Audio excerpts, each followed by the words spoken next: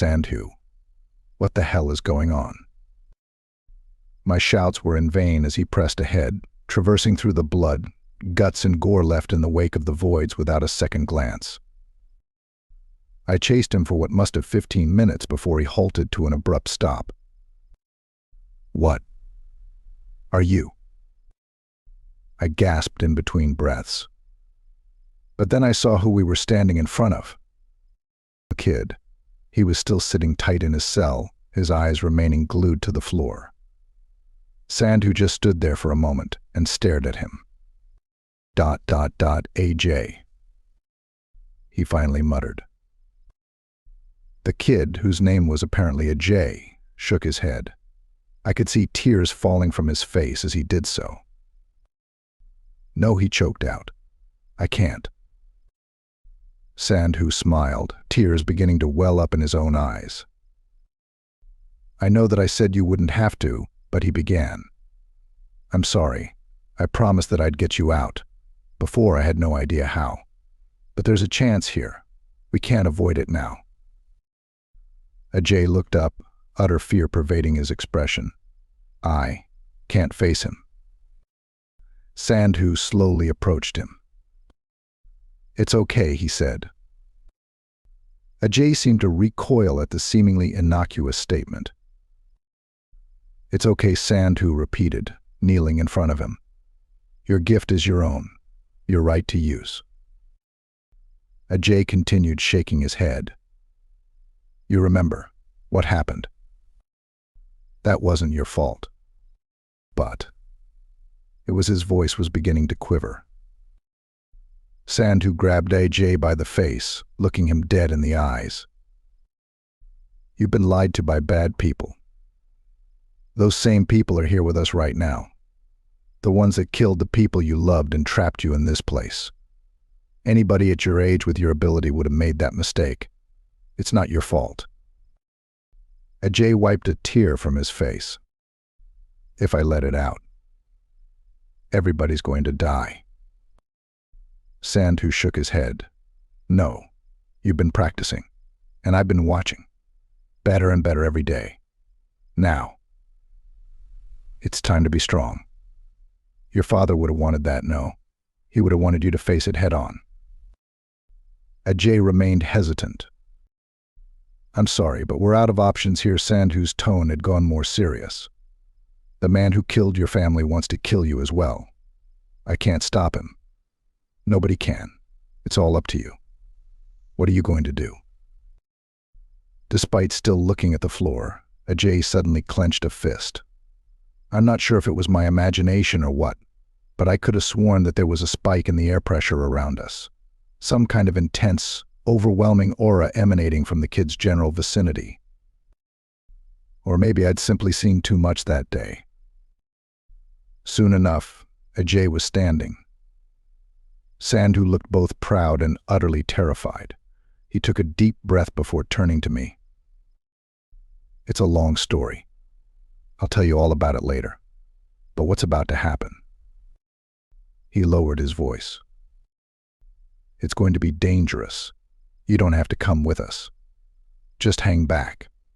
Then, after all of this is over, we can all leave together. It was a vague warning, and one that didn't fill me with the highest degree of confidence. I could have told you myself that things were about to get dangerous. That much was obvious. I'd been watching that danger unfold over the course of an entire day. But now I had a decision to make. Did I really want to be in the thick of it? Did it even matter? Truth be told, I'd been feeling the prospect of death looming over me ever since the first alarm sounded out. I didn't have too much time to think about it, though. Before I knew it, Ajay had taken off sprinting, a furious beat in his step. Sandhu hastily followed after, leaving me standing there with a million thoughts racing through my mind. I didn't want to be alone in that place. And I sure as hell didn't want to hang out with Adrian anymore. So I followed them. The kid was kind of running blindly, so Sandhu had to direct him towards where Senju was about to make his last stand against Kente. I was more or less certain that nothing but a gruesome scene would be waiting for us. And I was right. Once we got there, Cale was still a pile of flesh and bones against the wall, while Hugo could do nothing but lie still, his life undoubtedly hanging on by a thread. Along with them, Senju was flattened against the floor. Well, I'm fairly certain it was him. It looked like somebody had been run over by a steamroller. Cale and Hugo looked both beyond sullen, their faces wrought with bitter and painful defeat. "You guys come to finish the job?" Cale asked us before letting out a short chuckle. "Well, nothing's stopping you." No. I stammered out. "Are you guys all right?" "Stupid question." "Top condition, pal." "Never been better," Cale responded. "Where'd he go?" Sandhu spoke up. "The big psycho dick?" He took off. He stretched his neck out, gesturing towards the walkway on the other side of us.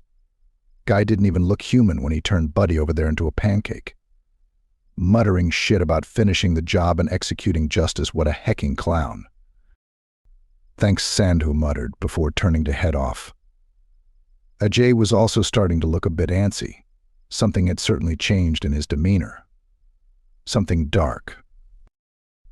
"Wait, hang the heck on. Are you going after him? Aren't you guys like guards or something? How's that going to work out? And that kid, isn't he?"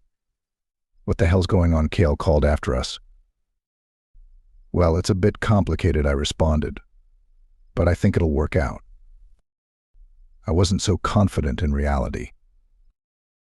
Cale scoffed, chuckled. "Right. Of course. Well, it's not like I want you guys to lose," he smirked. "Go and kick his ass." I smirked back and nodded.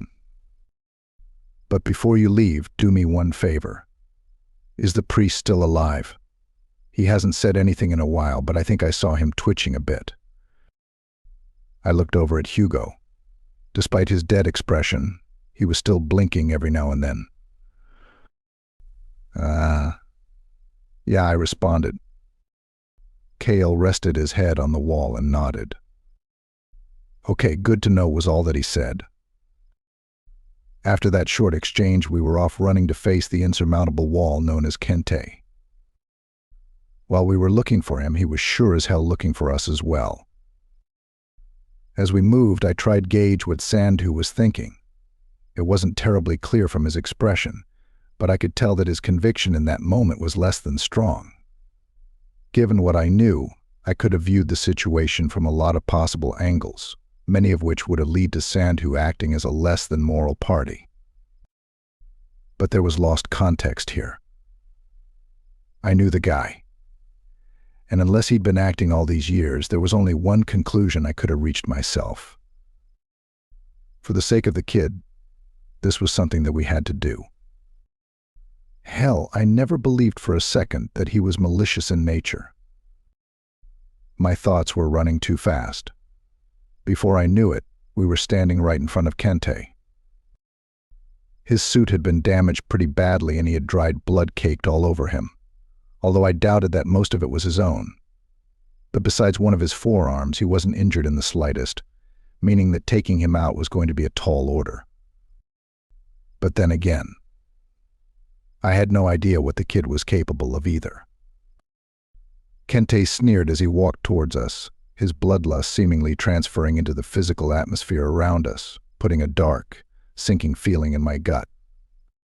But all of his attention was on the kid. "I found you," he snarled. Sandhu looked at Ajay and nodded. "Ajay, it's time." No response. In fact, the kid was frozen on the spot, his eyes enlarged in sheer terror. I was afraid something like that was going to happen. "Oh, shit," Sandhu muttered, before shaking Ajay's shoulders. "Simon, he's coming towards us." "Ajay? Ajay."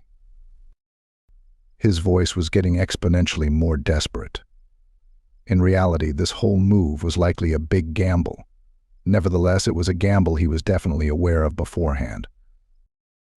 With their backs against the wall, Sandhu stood firm in his promise to protect the kid. He exhaled before shielding Ajay and getting himself ready for a valiant but futile stand against Kente. "You think I won't kill a guard if they stand in the way of justice?" Kente boomed. Sandhu scoffed. "No, I think you'll kill just about anybody, you big hacking psycho." An oversized vein bulged in Kente's neck as he tensed his arm, ready to deliver a head-shattering blow. At that moment, I was simply frozen. I knew that there was nothing I could do. However, as Kente put one foot back in preparation for the strike, a dark, ghost-like hand wrapped itself around his calf before pulling him down and dragging him around. I looked over at the perpetrator, a nightmare-inducing entity resembling a distorted gorilla with bulky, oversized arms. It dragged Kente around on the floor, slamming him through a gauntlet of rails and pillars in the process. The gorilla creature didn't have the upper hand for long, though. Kente let out an unworldly shriek, before chopping one of the creature's arms off and ramming his fist through its head. As the entity fell limp, some kind of portal opened up underneath it, pulling it through. And from the shadows of an adjacent corridor, Ken stepped out. "You're not going to make this easy for me, are you, buddy?" he said, grinning. "I always knew you were evil," Kente growled. "I just have to eliminate everybody here." He was slowly but surely devolving into an overpowered, primal, rage-driven beast. "Ken, why are you?" Sandhu spoke up, sounding reasonably confused. Ken just shrugged. "A promise is a promise, remember." More lost context. Just what the hell had Sandhu been doing over the years? "Look out." Sandhu's warning had arrived at an opportune time. Kente had stepped forward, launching one of his colossal fists straight at Ken's head. Luckily for him, he managed to summon a creature to take the blow for him just in time. He dove out the way of a follow-up strike seconds later. "Heck," Ken muttered. "This is going to be annoying." He looked up at AJ. "Simon, kid, I know what you can do." "I can't," he muttered, cowering down and visibly trembling with fear. "I'm gonna kill. We're gonna die if you hecking don't," I found myself shouting. "Listen to Sandhu, huh? There's no other options here." My outburst probably wasn't all too helpful, but it was my own instinctual fear speaking for me. During the split seconds where my attention wasn't trained on Kente, he'd gotten within inches of me. Before I knew it, I was feeling his iron grip around my right forearm. I could feel my bones being crushed in an instant, before I was tossed hard into the wall. My vision faded for just a moment, before all of the pain hit me at once. If I was useless in the fight before, I was entirely out of commission now. I could hardly move as my body slid down the wall, flopping onto the floor. Heck, I spat out, a wave of blood arriving with the word. I could only watch now. With the kid still being scared shitless, there was really only one person capable of fighting. Ken opened up about 10 portals in a circle around him. He winced, his forearm veins pulsating like hell while a stream of blood began flowing down from his hairline and his nose. God, I hate doing this. All at once, a petrifying roster of esoteric, incomprehensible entities emerged from each one. From what I saw, there was a dark blue, human-sized eagle that seemed to be composed of ice, some kind of colossal, demonic samurai with a flaming sword, a 6-legged creature with large jagged blades jutting out of each corner of its body. A zombified gunslinger seemingly left over from the Old West, carrying giant revolvers made out of writhing gray flesh, and a ghoulish humanoid with 4 horns, 5 eyes, 6 arms, and a giant, glowing green eyeball on its torso, amongst many others. Ken sighed upon seeing the unsightly creatures he'd summoned. Why couldn't I just have been a telekinetic or something? He'd assembled a horde that would have made even the strongest man's knees tremble. but Kente was hardly human anymore. He didn't hesitate for a second. He darted forward in a flash, pulverizing every one of the creatures that stepped up to face him, taking only a few small cuts and insignificant strikes in the process. That was until he got the horned guy with the eye in his torso. That one managed to catch Kente's punch with one of his many hands. Evil creature, he snarled, before throwing across with his other hand. It was caught again. While Kente had run out of hands, the creature still had 4. It landed a quad combo of devastating punches to Kente's face and upper chest, causing his head to snap back, blood spurting from his eyes and nose. However, his head came back as quickly as it went, drilling into the eye creature's temple and destroying 2 of its eyes. They were both pissed now. They synchronized primal roars before blasting each other with a series of catastrophic strikes. Neither of them bothered with any defense, or even any kind of strategy for that matter. They were simply out to deal as much damage as possible, hitting each other with everything that they had. During the exchange, I began noticing something strange about Kente's appearance. He was taking a metric hecton of damage for sure, but the difference didn't only stem from his wounds. He was changing. His veins were beginning to squirm underneath his skin, almost like trapped snakes trying to burst out. On top of that, he seemed to be getting bigger. In fact, he'd been getting bigger ever since he fought Wu. I just hadn't quite grasped until that point. He'd towered over Sandhu, whom he was only supposed to have 2 inches on. Now he was even dwarfing the eye creature, who'd been a comparable size to him mere minutes ago. What the heck is this guy? I wondered out loud. Sandhu had undoubtedly noticed it as well. I could see his eyes widening in terror at the sight. The creature lowered its head before rushing at Kente Horn first. It rammed all 4 of them into his abdomen, managing to dig each of them about an inch deep into his flesh. Kente's roars had also changed. They'd lost any sense of humanity. He was truly in the process of transitioning into a legitimate, bona fide monster. He'd begun drifting away from conventional martial arts. He stuck his fingers out, thrusting 2 of them into the creature's eyes before gouging them out in a bloody, slimy mess.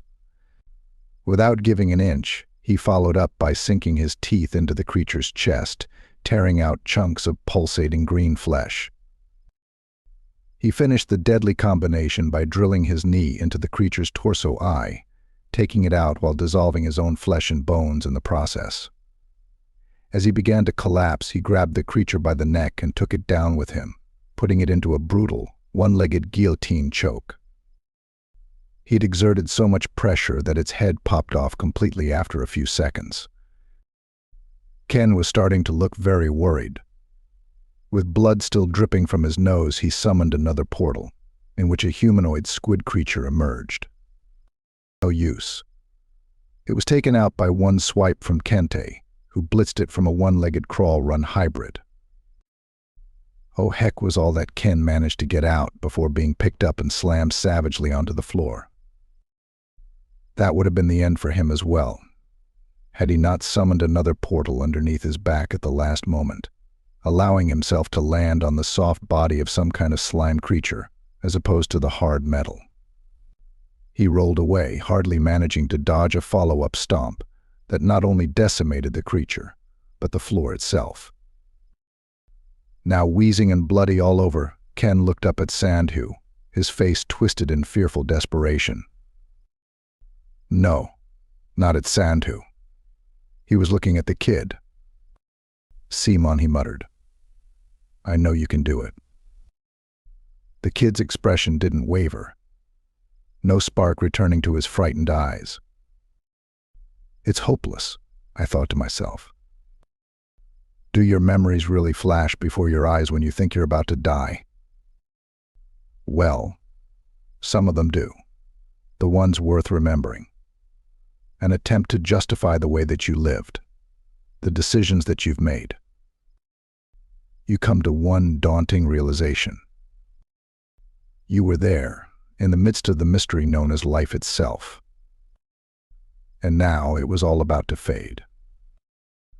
As another tear began rolling down the kid's cheek, I could feel one rolling down my own.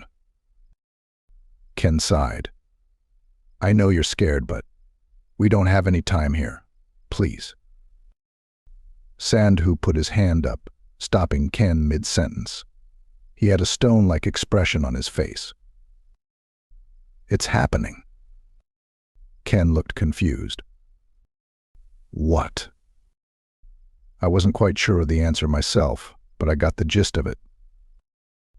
Ajay's body was beginning to visibly vibrate, or something to that effect. It started out slow enough, but seemed to intensify drastically with every passing second. Before long, his body had become a dark, formless, stationary blur. From within that blur, two sharp, burning red eyes surfaced. And then, I could feel the floor begin to tremble around me. At that point, Kente had become so durable that the kid's attacks hardly fazed him. Yet, he didn't even attempt to stand down. I suppose that was the so-called warrior spirit fighting even in the face of impossible odds. But at the same time, all we could really do was watch. But before the two could engage in their penultimate clash, we could hear whistling from just behind them. Everybody turned around at once, seeing Nassar casually strolling towards us. Wow, when'd you get so big, he said, his eyes wide in awe. Have you become evil as well, Kente growled. Nassar put his hands up in a defensive gesture. I'm just here to have fun, big guy. What does that mean? Almost like an answer to his question, we could hear a set of booming footsteps approaching. From behind Kente, a colossal figure was barreling towards us. The Titan had arrived, and from the way that Nassar was grinning, I could only assume he was the one that released it. As primal logic would dictate, the Titan went after the biggest guy in the area. Kente, who was now around the same size as the Titan, crouched into a defensive position. I won't let evil. He was cut short by an abrupt headbutt. For such a big thing, the Titan was disturbingly fast. Their exchange was short, but utterly brutal. The Titan slashed at Kente's chest, tearing a large gash through it. Kente strikes the Titan's jaw, dislocating it. The Titan rips off Kente's left trapezius muscle. Kente gouges all of the Titan's eyes out. The Titan crushes Kente's right hand while swinging blindly. Kente drills his fist into the Titan's crotch area, demolishing its goods. In a fit of blind rage, the Titan grabs Kente's head and slams it into the wall, planting it deep before dragging it along and tearing through the metal like butter. Kente grabs the Titan's head from behind and drags it down hard, causing the bones from its neck to snap, piercing through its flesh. I could have sworn Kente had grown 3 feet from that exchange alone. As he tossed the Titan aside, he looked back at us, half of his face now torn to the skull. Nassar looked like he was about to pass out from excitement. Heck yeah, he shouted, jumping up and down. That was hecking awesome. Kente silenced him with one punch, essentially vaporizing him. There wasn't much hope before, but there was even less now. Sandhu's warning had been vague, but I was doubtful it was any kind of exaggeration. The kid readied his sword. A vain effort, considering the fact that he was about to go down. And then we were all screwed. Or so I thought. The time that the Titan had bought us was about to prove more than valuable. As Kente prepared a blow that likely would have finished the kid on the spot, a stream of projectiles hit his face, causing him to flinch just slightly. I turned to face who'd done it, and to my surprise it was Bella. For one reason or another, the bloody painter was back. You, Kente roared. Ken was happy to see her, of course. You came back, he began, before his face dropped. But now you're gonna die. "Have some faith in me, won't you?" she said. "I wouldn't be here if I didn't have a plan." A plan. Kale suddenly appeared behind her. "Well, I guess you can call it a plan. Didn't have much time to put it together, though." In any case, we were hardly in a position to protest. Kente barreled past the kid, nearly foaming at the mouth as he rushed Bella with overwhelming killing intent on his face. I'd like to say that Bella looked unfazed herself, but that was far from the truth. She narrowly dodged his tackle, hardly looking calm and collected in the process. Kale attacked Kente from behind, attempting to sink his teeth into his skin. Shit. It was the only word that I could muster out upon encountering the incomprehensible pressure that had just filled the space around me. The kid wasn't himself anymore. I was starting to understand. It wasn't his own power that he had a hard time trying to control. It was something residing inside of him. As his metamorphosis continued, he'd become only about a head shorter than Kente. His form was also fluid, while remaining solid at the same time. Like a floating, gaseous form that vaguely resembled a human. Afterwards, his original dark gray color quickly began morphing into a blinding golden light. After about 5 seconds, his dynamic body finally settled on a concrete form. There was only one word I could really use to describe it. A warrior.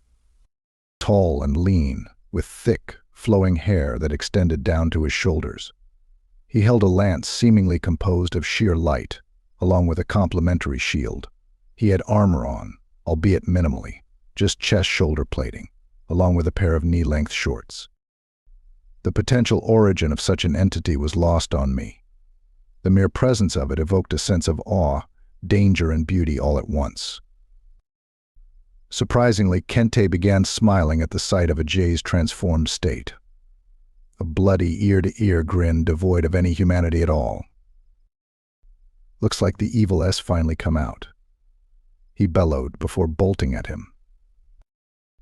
Ajay's warrior form managed to counter all of Kente's initial attacks before delivering a brutal sequence of his own. He slashed Kente across the stomach, creating a deep gash, before impaling him through the torso and smashing him through a metal side beam. Still, I couldn't get too excited. The whole situation seemed oddly familiar. Kente encounters an enemy initially more formidable than himself and gets beat down at first, only to end up massacring them in the end, regenerating nearly instantly, while also getting bigger and stronger in the process. We were going up against rapid evolution, which was one of the worst powers you could possibly hope for in an opponent.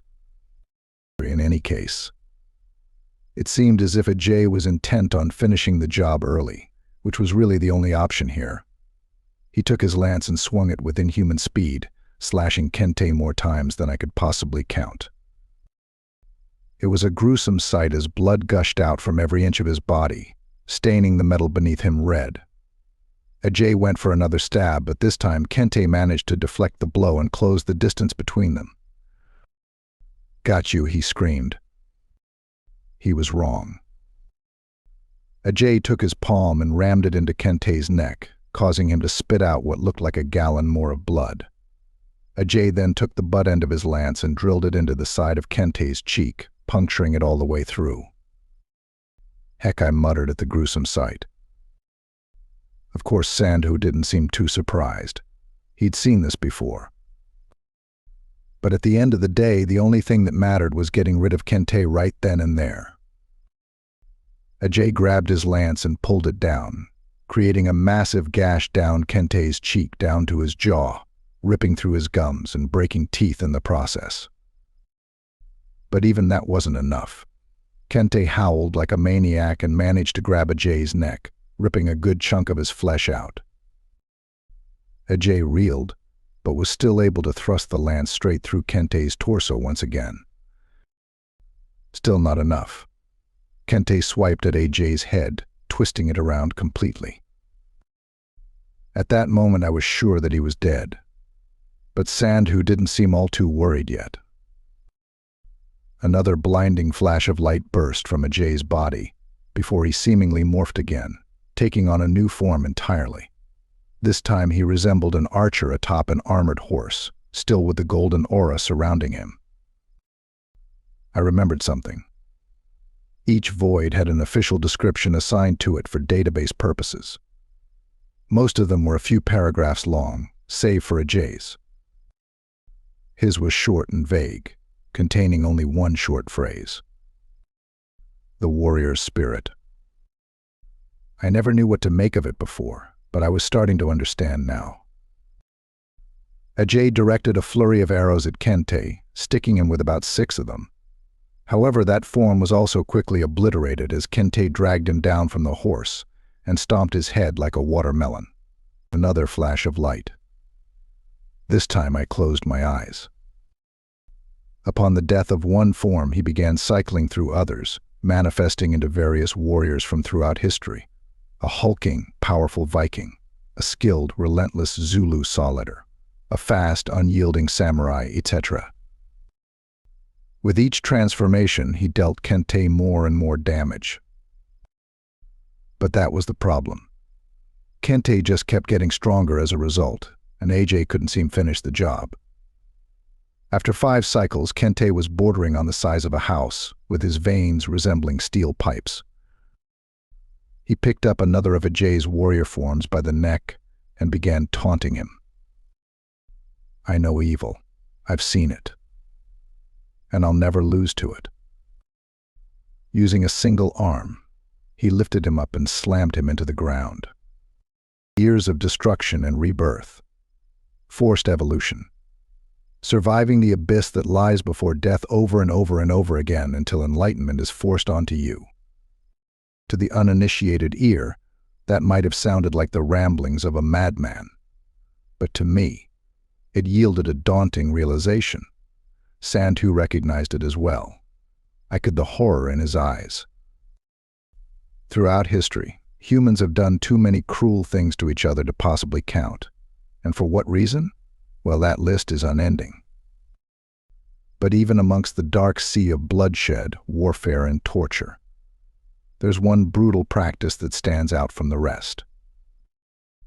The true origins of it are a mystery, both in date and location. Some believe it was developed by the Aztecs, some by the Spartans, Mongols, Ming Dynasty, Roman legionaries, Nazi Germany. Some even claimed that some modern military still made use of this practice. The only thing that we know for sure was that it existed, and it sounded horrific. I'm sure it goes by a lot of names, but the one given to it by the government is the evolution ritual. In my opinion, that name doesn't do its sheer brutality justice. I'll try to paint a picture. Imagine an empty, medium-sized concrete room devoid of any windows, illuminated only by a few dim light bulbs above. Fill that room with about 25 to 50 men specifically selected due to their exceptional combat prowess. Fighters, soldiers, mercenaries, etc. Now, seal off all exits and inform the subjects that only the last man standing will be afforded the right to leave. Leave them to fight to the death. Conduct hundreds or however many of these death matches at once. Next, divide the winners into smaller groups and repeat the process until only the last men amongst hundreds, or possibly thousands, are left. Next, seal those men off into a dark, confined space for 50 days. No food, water, or any kind of stimulus. The ones that manage to survive all of this are the successes. The conjecture went as follows. If an individual's mind and body managed to endure such a torturous gauntlet, they would have eclipsed some kind of threshold, undergone some type of rapid evolution. These were the men with exceptional latent potential, the ones who possessed something more than conventional strength and willpower. Under such drastic circumstances, their minds will have tapped into a reserve of power beyond human physical and mental limitations. I'm gleaming over some details, of course. But that's the gist of it. Sounded like bullshit science to me, but hey, what the heck do I really know at this point? Sandhu and I learned about the existence of this ritual following an internal breach of information that was even classified for us. We also learned that sometime after World War II, a unit of soldiers and intelligence officers came across the aftermath of one of these rituals in a large, remote, and decrepit building somewhere in the Thar Desert after the White House received some kind of obscure message containing a pair of coordinates. Inside, there were upwards of 1,100 human skeletons, all scattered throughout various rooms in the structure. The strangest part, there was a set of small chambers at the center of the building, where 6 emaciated, horribly scarred men were shackled to the walls. However, while certainly dead, they hadn't even begun decomposing yet. Well, except for one, that is. One man was still alive. This mysterious figure was dubbed the Unkillable Man. To this day, we have no idea what kind of organization conducted the ritual or who sent the coordinates. And the biggest question, why? I'm getting off topic here, though. We also couldn't figure out who this mysterious Unkillable Man might be, and although it was by no means definitive, we now had a clue. Before Ajay could get another word out, Kente killed him again. By this point, I'd regained some movement in my limbs, which allowed me to crawl over to Ken and Sandhu, who was now certainly looking worried. Sandhu, I said, how many transformations can the kid go through? He just shook his head. It looked as if he knew the answer but didn't want to say it. I looked over, watching as the kid, who'd now become some kind of centurion, tried desperately to put Kente down.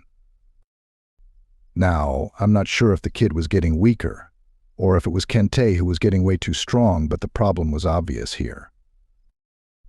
At that point, the kid was only delaying the inevitable.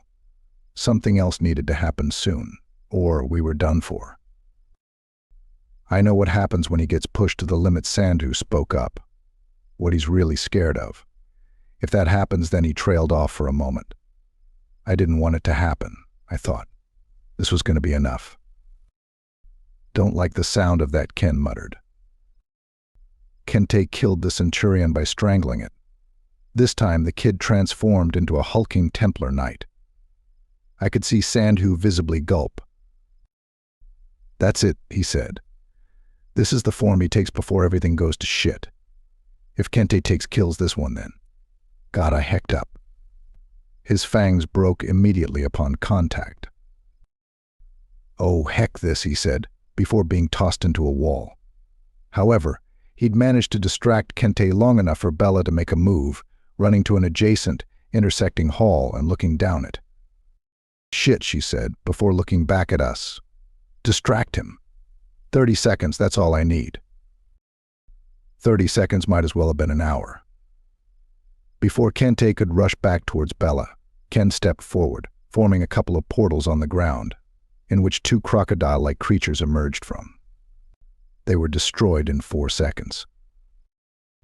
The kid went after Kente next, which posed another problem. No, Sandhu shouted. Don't let Ajay get near him. Kale groaned, pulling himself back up. Well, all right.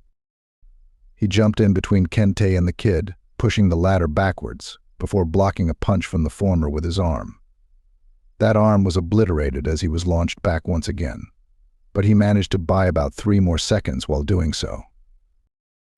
Ken opened up 3 more portals, blood now pouring like a fountain from his eyes, nose, and temple.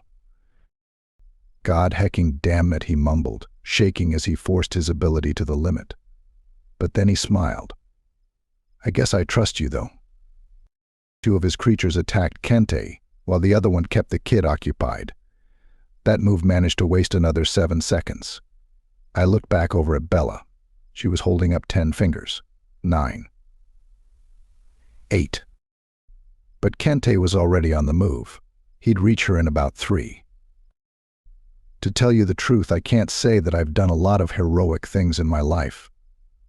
Sure, I stood up for a kid that was being bullied back in the 4th grade. Intimidated a guy out of breaking into a parked car once. Broke up 2 bar fights before. but nothing that had actually put my life on the line.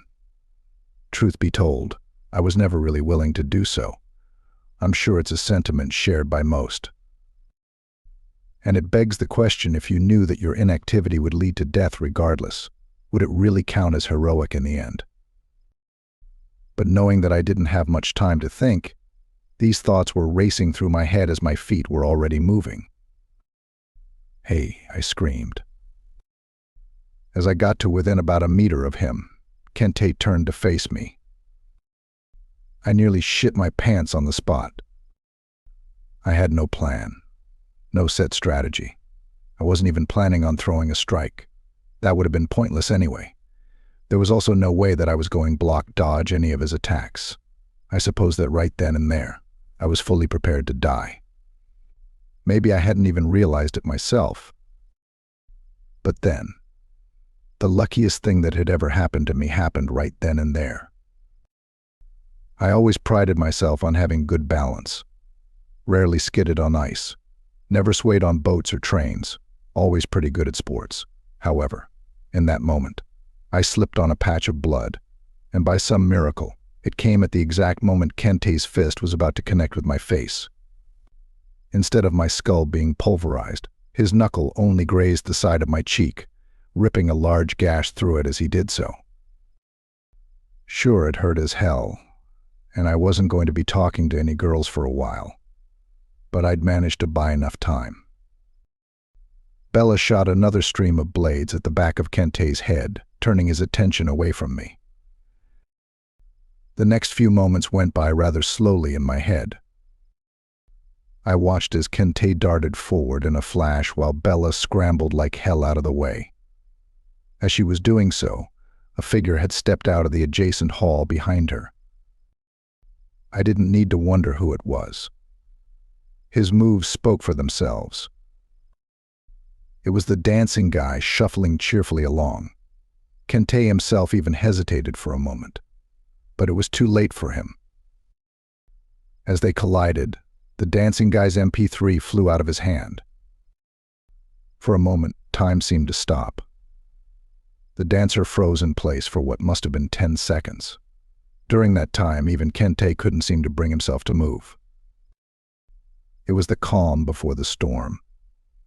For a split second, the dancer's expression contorted into something that I'll likely never be able to get out of my head.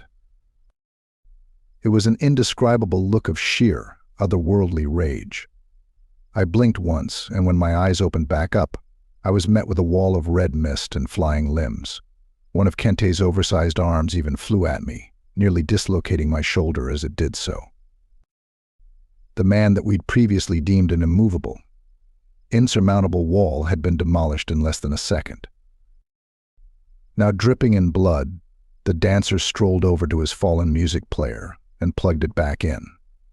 All of us watched in stunned silence as he shuffled off and out of sight towards the opposite hall. Kale was the first one to speak up afterwards. I'll be honest, I was 99% sure that wasn't going to work. Bella let out a laugh of half relief, half disbelief. I looked over at the kid, who was still in his night form. However, he looked confused, almost as if his reason for existing had suddenly vanished. Soon enough, he reverted back to his original human state. Ajay fell to his knees, coughing up blood in between sobs. Sandhu quickly rushed over in order to tend to him. Is everything done? I thought to myself. Save for Clint, TFVNH was dead. So were all the voids, except for the dancer and the still contained calamity. I guess it's over then. That was ballsy, man. I looked over to see Kale grinning at me. Running at Kente like that. Hecking hell. I let out a slight chuckle, hardly able to believe it myself. Yeah, I guess. How's Hugo? Kale shrugged. Guess some things can't be helped. I think I gave him a good send-off, though. In the meantime, Bella was talking to Ken. I'd help you out, but she said, wiping some of the blood off of his face which was entirely covered with it. I don't know what to do here. Yeah, it's more of an internal pain. Looks kind of badass though, doesn't it? Looks kind of gross, actually. They both laughed. That was. Great. What you did there, he said. Let's call it lucky. Thanks for trusting me there, though. Thanks for coming back. I really appreciate. Oh, shut up, you guilt-tripped me into it, you asshole. Before he could speak again, she pulled him in for a kiss. Not wanting to make things awkward, I directed my attention back at AJ, who was beginning to settle down. He all right, I asked Sandhu as I walked over. In place of a response, he simply got up and hugged me. I owe you. A bit longer and he'd be. We'd all be. His voice began trembling. It's all right, buddy, I said. Don't worry about it. At least it's over now. He let go of me and looked at everybody else. I owe all of you. Bought time I did something good for once, Ken responded. Bella sighed, before smiling. Yeah, same. That dickhead killed the first friend I've made in a long time, Cale added. He had it coming. A period of silence followed, as we all began coming to terms with the events that had transpired.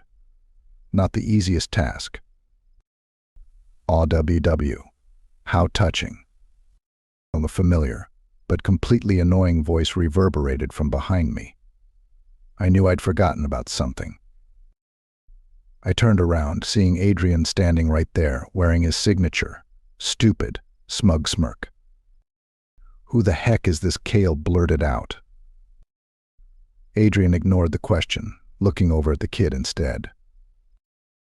That's a cool little ability you've got there, he said.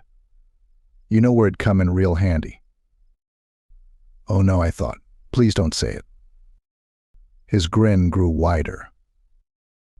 The evisceration matches. At that moment, it was all that I could think about. As fun as this has all been, and it certainly has. Geez, Adrian laughed to himself. I almost forgot what I came here for. This coke is deadly sometimes.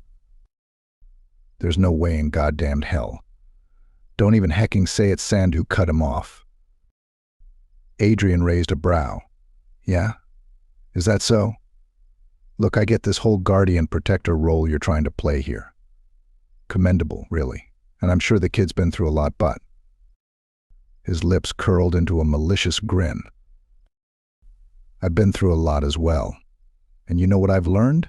This kid's gonna hecking croak if he keeps hanging out with you. He's strong, sure.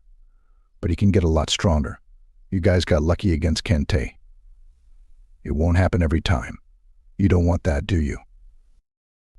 You literally want to send him off to death fights on some godforsaken planet. What the heck are you talking about? I interjected. Adrian groaned. Oh, why don't you shut the heck up? Just shut the heck up. As much as I hated to admit it, the sound of him raising his voice caused me to go quiet. There was a powerful aura surrounding him, like a switch in his demeanor that would flip instantly and aggressively. In all honesty, my will simply wasn't strong enough to challenge him any further. Out of everybody there, I was certainly the weakest. Look, Ken said, stepping forward. I have no idea where the hell you crawled out from, but we kinda went through a lot just now trying to protect the kid. We're not gonna let him go just like that. Adrian clicked his tongue. I don't like getting my hands dirty, but... He moved in a flash, rushing towards Sandhu with startling velocity. However, his strike was intercepted by Cale at the last moment. Shit, Cale muttered, holding Adrian's fist back. How is this guy strong as well? Adrian struggled for a moment, before breaking Cale's wrist and slamming a palm into his jaw. He went back at Sandhu, only to be stopped again by a stream of blades from Bella, shredding his right arm as he blocked it. Heck, he shouted. Why the hell are you people so hung up over this kid anyway? Are you an idiot? What kind of question is that? Ken said, stepping forward. With his caked in dry blood, he looked as if he were about to pass out at any moment. Still, he offered the challenge. I couldn't live with myself if I let a freak like you near him, he said before opening up another portal. This guy's one of my favorites. Glad he's still around for you. A massive skeleton with bits of charred flesh dangling off of its oversized bones emerged from the portal. It revved up an equally oversized chainsaw before charging at Adrian. What the phew? He barely got the words out before he was forced to evade certain decapitation. He bobbed and weaved away from the devastating blades before eventually taking a few nasty cuts. At the same time, Cale was back on his feet, giving Adrian further trouble on top of it all. Bella soon joined in, forcing his back against the wall. Heck, he spat, before leaping into the air and obliterating a good portion of the skeleton's skull with an elbow strike. Not enough. The skeleton grabbed him by the neck and thrashed him onto the floor. As he struggled to pull himself up, Cale swooped and knocked him back down. About time to give up. Don't you think? He grinned. Adrian spat out a good amount of blood. You really don't want that. He bolted up, drilling his head into Cale's chin, before launching himself head first at the skeleton's torso. I figured it out, he screamed. I just need to get rid of your hecking arms. He did just that, snapping both of the skeleton's elbows at the joints, causing it to drop the chainsaw. He was about to go in for the killing blow when a stream of Bella's shards hit one of his eyes, blinding him in it. Hecking bitch, he shouted. The skeleton capitalized on the momentary distraction, kicking him into a wall. Safe to say, things were not going Adrian's way. He looked up as Cale, Bella, and the skeleton began converging on him all at once, his expression still rife with frenetic, concentrated rage. However, it didn't linger. Soon enough, he began smiling. Okay, all right, he said, holding up a hand. Can't say that this was a fair fight, but you got me. Damn, I thought I was tougher than this. He stood up, the grin still plastered across his face. Guess it's time for Plan B. What the hell does that mean? Ken asked. Well, I gave you a hint. You are not going to like this. From his pocket, he pulled out some kind of clunky switch wrapped in a mess of wires. I'm releasing the big boy, the calamity. The hairs on the back of my neck stood up. Cale began stepping forward, but Adrian held his hand out. Are you dumb? You're nowhere near fast enough to get to me in time. He suddenly looked over to Bella, who was visibly itching to spray him with some more blades. You too. Don't even hecking try it. Don't you know how stupid of an idea this is? Ken said. Okay, Prof, lecture me some more. I mean, you guys brought this onto yourselves. I had a simple request. He let out another insane laugh, before abruptly going serious. Last chance. I mean it. Nobody moved. In fact, nobody said anything at all. We were all at a loss for what to do. How could you have figured out how to release it? Ken finally spoke up. You're bluffing. Yeah? Well, you're pretty hecking annoying. He flipped the switch before dropping it on the ground. I'm a hecking genius, he said. I can do anything. As Adrian continued to grin with malicious anticipation, the rest of us waited in tense silence for what felt like 5 minutes. But nothing happened. Ken broke the silence. You know, when people bluff, they usually don't go this far. Adrian's face contorted into a confused rage. Give me a hecking break, he spat out. All this work for nothing. He took a glance over his shoulder. Nah, this is bullshit. I'm not an idiot. Like a bat out of hell, he took off down the opposing corridor. "He's checking the panel," Ken said. That's right, I thought to myself. The panel was the only real way we could confirm whether or not he was really bluffing. Truth be told, none of us had any idea what the calamity could have been. We all just assumed it was going to be some colossal monstrosity of a creature that was going to be bent on immediate destruction following its release. But we didn't know. Perhaps the danger it posed was more esoteric, something non-direct. "We should go see for ourselves," I spoke up. "At this point, whatever happens is going to happen." It didn't take too much convincing. Ken created another portal, pulling the skeleton back through it. With a fog of demise looming in the air around us, the six of us began making our way. The fighting was finally. The only thing left to do was to confirm our fate. When we got to the panel, we were met with an unfavorable sight. The light was yellow. Escape in progress. Not only that, but a trap door had opened up in the floor to the side, with a set of stairs leading down it. Adrian was right there, leering down into it. "What'd I tell you?" he said. "I'm not an idiot." "Well, what the hell are you going to do now?" Ken asked.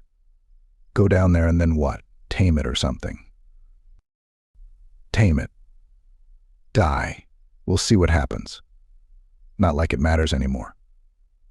Unless you want to give me the kid." Sandu didn't budge. Adrian scoffed. "I'll be honest. I was planning on releasing this thing regardless. You can't just keep something like this all locked up." His remaining eye was wide with excitement as he said it. He looked back at the trap door. "The great unknown," he muttered, before bolting down the stairs. "Should we have stopped him?" Cale asked, as Adrian disappeared into whatever abyss was waiting for him. I don't know," Ken responded. "Would there have been a point?" A long period of silence followed. It could have been an hour, maybe close to 2. But regardless of the time, nothing happened. No giant creature bursting out from the floor. No portal sucking us into hell. Well, one thing did change. The light on the panel turned from yellow to red. The calamity had escaped. But that happened a while ago. Adrian never even came up. Safe to say, we were at a loss for any kind of explanation. "So, what now?" Bella asked. "Do we leave or?" "Feels weird leaving it like this, doesn't it?" Cale responded. "I guess," Ken added. "Don't really know where else to go from here, though." "There is one other option," I said. It was an instinctive outburst. Something I was hardly thinking about myself. "And what is that?" I gestured towards the open door. "We could go down and see what happened for ourselves." Ken blinked a few times in disbelief. "Are you hecked in the head?" Was I? It was a fleeting thought. "Aren't you curious," I asked, "about what they've been trying to contain this whole time?" Ken laughed. "Well, I never wanted to be here in the first place, so it really doesn't matter to me. But if you want to go, then make it quick. I'm sure this place won't be quiet for much longer." I stopped myself for a second. Is this really what I want? I thought to myself. I didn't really know. Yet, there was some kind of strange impulse driving me forward. Maybe there was never a calamity in the first place. Cale spoke up. What if it was just a scare tactic?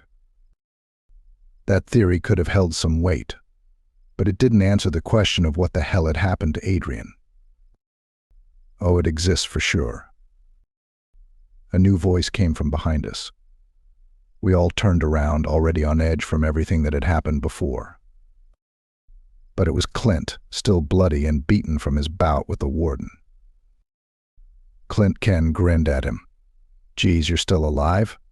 Nassar and I made a bet about whether or not you were going to survive.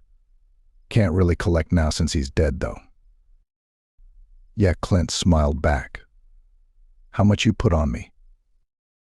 About 600. God, I'm offended. Don't you have any faith in me, buddy? I know you're a high roller, at least in Vegas. You know, it's great that you guys are friends and all. Kale interrupted. But what the hell were you saying about the calamity? I'll tell you, but first you gotta tell me something. Who the hell opened up the door? This crazy hecking guy. Don't think you know him, I responded. And he's down there, right now. I nodded. Clint's expression turned dead serious. God damn it, he muttered. He drew a handgun from his belt and began rapidly descending the stairs. The rest of us looked at each other in confusion before quickly following after him. It was a longer journey than I had anticipated. It really begged the question of why such a lengthy set of stairs was constructed in the first place. Once we got down there, we found ourselves in some kind of laboratory with dusty monitors and haphazard stacks of documents strewn everywhere. At the very end of the lab was a metal door that was wide open. We could see Adrian standing inside the room that it led into. I couldn't really tell what he was doing at first. It kind of just looked like he was standing still. And then I realized, that's all that he was doing. He paid no attention to us. He was simply staring ahead. Although, I couldn't quite see what he was staring at. At first, that is. Whatever you do, do not look inside the damn room, Clint shouted at us. He said it just a little bit too late. I don't know how I can describe what I was seeing. On the surface, it's simple. There was a monitor. Adrian was simply staring at a monitor. But what was on that monitor was tougher to explain. An amalgamation of incomprehensible shapes and figures, shifting and moving in ways completely alien to human perception. And then, there were the colors. Colors I'd never seen before in my life. Colors that I'm pretty sure didn't exist. In that moment, I could feel my mind fading, my sense of self dissolving into the void. I was utterly transfixed on whatever the hell was on that monitor. I could feel some kind of strange pleasure overwhelming my senses. But at the same time, I was trying my absolute hardest to look away. My emotions were utterly conflicted, which only worsened the already perplexing situation. I was eventually snapped out of it after some unknown duration. I remember jumping at the sounds of multiple gunshots before feeling a debilitating migraine and experiencing fleeting moments of blindness. I bent over in pain before blinking a few times and looking back up to see Clint carrying Adrian's limp, bullet-ridden body, with the door to the room now shut behind him. As soon as he was done with that, he pressed his back against the wall, eyes wide and breathing heavy like a child who'd just seen a ghost. What the hell was that all about? And what the heck is wrong with you? Ken asked him.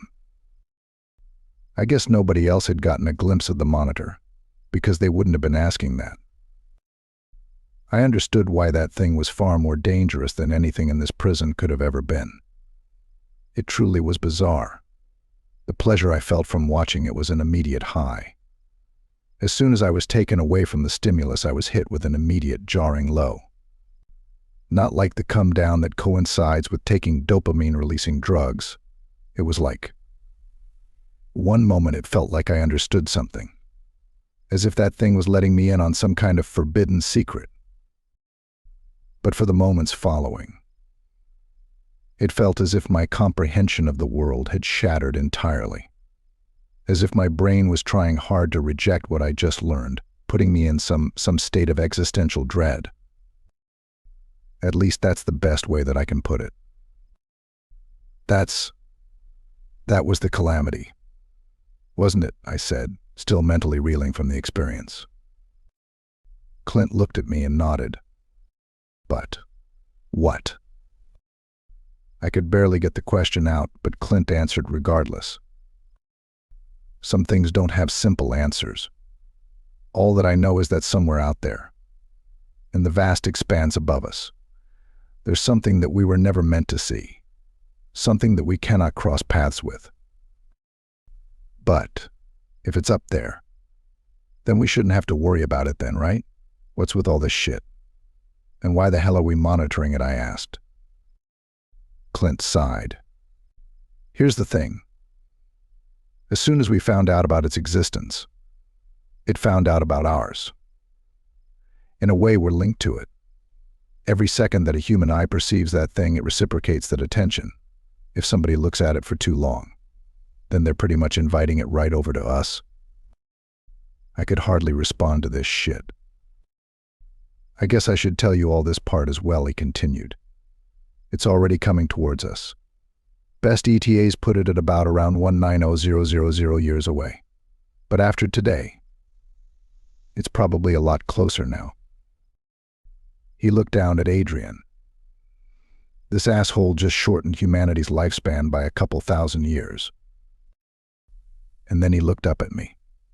I saw you looking as well, he said. Lucky I snapped you out of it before you went insane. You probably just cost us about 50 years as well. Okay, Kale spoke up. Not that I'm following any of this. But how are we stopping this thing from arriving? Clint let out a dry laugh. That's what they've been trying to figure out. Why they built this hacking lab in the first place. It's funny, though. All of their research probably just brought it closer. Ha, Ken said. So that's the deal with the calamity. Wouldn't have been my first guess. Yeah, pretty wacky shit, Clint said as he got up. Well, we better get the hell out of here. This place is about to be swarmed. Sure, but where the hell would we go? The moment we try getting off this island, we're getting shot at. Maybe it's better to just take our chances here and explain the situation, Kale said. No hecking way we're staying here.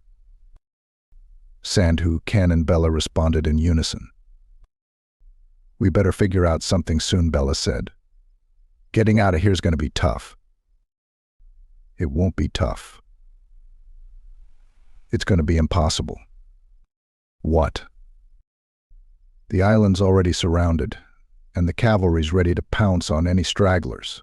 They know about everybody who is supposed to be in here, and they're going to hunt down the ones who don't get accounted for. He paused for a moment. In other words, you guys would be hecked, and then he grinned. If I wasn't here. He took out a bizarre-looking cell phone and dialed a number. Hey, I'm done, he spoke into it. Come pick me up. Before we could ask any questions, a small, blue portal opened up in the ground a few meters away from us. So you can do it too, Ken said. Yes, sir, Clint responded. But there's no monsters coming out of this one. Moments later, a well-built man with a heavy mass of a beard who looked to be in his late 20s popped out. What the hell, Clint? Where's your own hecking transporter? Warden broke it. The man laughed. Oh, right. How was that, by the way? What'd you think, Pete? I almost died. I'm surprised you made it out at all. That warden's a tough shit, and you brought company, huh? He looked over each one of us before gesturing towards the portal. Well, don't be scared. Jump in. There were a few more objections, of course, mostly from Kale and I. Kale was still clinging on to his identity as some reprehensible criminal who belonged in this place, while I was shitting myself at the prospect of jumping into some blue hole in the ground. However, everybody else was raring to go. I suppose they all had their reasons. The kid looked like as if he was about to pass out, but he really didn't have a say in the matter. Sandhu was just trying to get him the hell away from this place. I only ended up jumping in when I heard the sounds of boots on metal from above us. I'm not quite sure how to describe my journey through the portal. Disorienting, I guess, but at that point my senses had become pretty dulled anyway. We were transported to the top of a metal tower overlooking some desert-like expanse. The surface was crawling with ghastly creatures that looked to be some kind of coyote-scorpion hybrid. And they sure as hell were aggressive, constantly attacking, ripping apart, and cannibalizing each other. At the edge of the platform we were on, there was a sniper rifle mounted with a stool at the bottom. There were also empty boxes of snack cakes and beef jerky packets strewn across the floor. "Why are you hanging out in this dump?" Clint asked him, looking disgusted at the sight below. "Target practice," Pete responded. "Remember the guy we were supposed to kill in Paradise X? Couldn't hit him for shit, and then I nearly got my dick chopped off." "Hold on, are you just not going to explain where the heck we are?" Cale interrupted, sounding somewhat exasperated. "I mean, I thought what just happened was pretty obvious," Pete responded. "We hopped to another dimension. Congrats, you're a jumper now." "A jumper? Didn't Adrian say something about that?" "So where do you want to go next?" Clint asked. "Wait, what do you mean?" Ken spoke up. "Like, to another dimension?" Clint nodded. "Well, I thought we were." "Geez, Ken, I thought you were a little more adventurous than that." Ken sighed. "I don't know. I make my round Earth pretty well, you know." "I'm down," Bella said, causing Ken to whip his head around. "You're serious?" "Yeah. What's left to do on Earth? Might as well see something cool while we're alive. Besides, if you go back, you're just going to get captured again. You really aren't as slick as you think. And what was that thing you told me all those years ago?" Ken raised an eyebrow. "I'll follow you anywhere," Bella said mockingly. Ken chuckled somewhat nervously. "I never said that. Maybe it was similar, but it wasn't that lame." "Whatever," Bella continued, walking towards Clint and Pete. "I know where I'm going, and it's not back to Earth." Ken hesitated for a few more moments before ultimately relenting. "Geez," he said. "This is hecked up." "What about you, vampire?" Clint looked at Cale. "I'm not sure," he responded. "I think a vacation's more than I deserve." Clint continued. "So you still think that rotting away in a prison's going to do anybody any good? Well, I'll tell you something that might pique your interest. There's a planet named Gehenna out in an area called the Dark Zone. There's no rules there. No interdimensional government has any jurisdiction over it. And any task force they send gets obliterated. And trust me, there's some bad shit happening to innocent beings over there. Shit that makes your blood boil just by thinking about it. It can't be helped, I guess. Nobody coming to take out the bad guys and stop the suffering." He looked Cale dead in the eye. "Look, you're not the strongest, but you're strong enough to make a difference. Not to mention, you can get even stronger. Don't waste your life. Go and help those people. There's a militia of vigilantes called the Deliverance pushing back against the gangs and traffickers controlling that place. We can get you over there. And then you can go and find them. Join them. Tell them I sent you." It took a moment, but Cale ultimately relented to the proposition. Even though he was acting reluctant, I could tell that he was glad. He had a purpose once again. "Now," Clint said, turning to face us, "what do we do with you guys?" Ajay still looked terrified as he clung onto Sandhu. "Geez," Clint Pete said, as he fired another sniper bullet down into the mass of creatures. "You're getting kids caught up in your messes as well."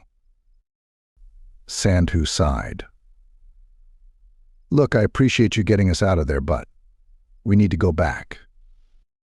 Clint and I both raised an eyebrow. "What, they'll track you guys down for sure? That's a terrible idea." "Maybe so, but it's out of my hands. I have one more thing I need to figure out." He looked at AJ. "One more thing I need to figure out. For his sake, trust me." Clint sighed. "Fair enough. Well, You want me to come along? I asked. Sandhu smiled at me. Nah, this is something we need to do on our own. Well, I responded. It's been a ride, man. It felt weird saying bye to him like this. Yeah, sure has. But if things work out, you'll definitely see me again. And just like that, everything had been settled. Sandhu and Ajay were headed back to Earth. Their exact destination? Well, I'd rather not say it on here. Kale was headed to Gehenna in order to join the Deliverance. Pete stayed on the desert planet in order to continue his shooting. Once Clint had fixed his transporter, him, Ken, and Bella went off to God knows where. Well, to be more accurate, I went with them as well, but things got complicated pretty quickly and we got separated. So where am I now? That's a long story for another time. I'm back on Earth right now, but I won't be able to stay here for long. The chasm has been rebuilt and they've appointed an actual head warden who's been looking for me. I hear he's a real hard ass. On top of that, I have piles of unfinished business scattered here and there. If I don't deal with those then, well, they'll definitely be coming back to haunt me. But I think things will work out in the end. At least I hope they do. That's the end of the story. If you have hooked up till here, then hit like button and comment down your views. Also, if you haven't subscribed yet, then do support me by subscribing so you may not miss any video in future.